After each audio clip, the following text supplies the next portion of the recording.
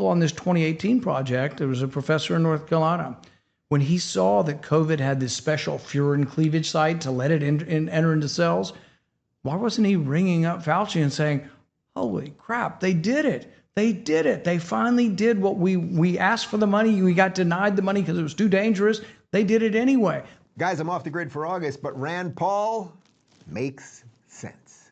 Come January this year, with the new administration, I gave subpoenas to 14 agencies, and these are now friendly people. I know most of the people at these agencies, and yet 6 months in, it's taken me 6 months, and I'm still trying to get information. I've recently gotten some, and I think I'm going to have a breakthrough in the next couple of months.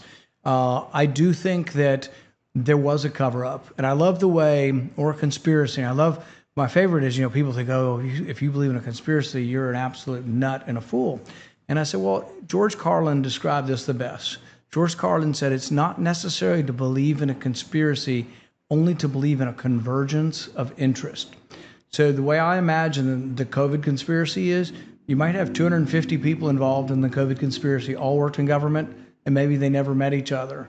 But their convergence of interest is, holy shit, we don't need to, we funded this. If word was out that I reviewed this and I funded it, so it's like, I'm putting this at the bottom of the stack, or I'm erasing this. And that's what happened. So it was a conspiracy where some of them knew each other and some of them were involved in a cabal, but most of them had a common interest of cover up, because 15 million people died and they made the foolish decision to fund this. And it's extraordinary what we have found. Almost everything is from whistleblowers and from freedom of information.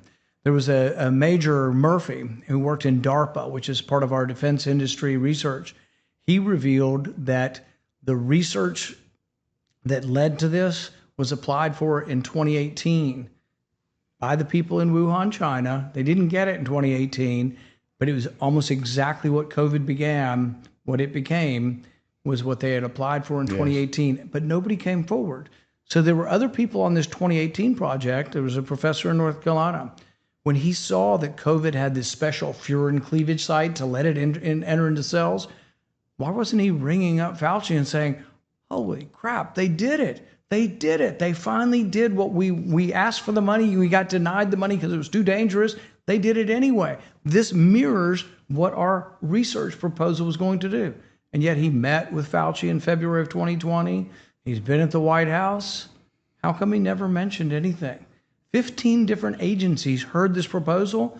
And when they found out that the virus had this special cleavage site, they should have been going, holy cow, last year I heard a presentation from the same people in China wanting to do this. And now the virus just coincidentally starts in Wuhan, China, and has the special cleavage site in that they were proposing doing in an experiment in 2018. Nobody did that.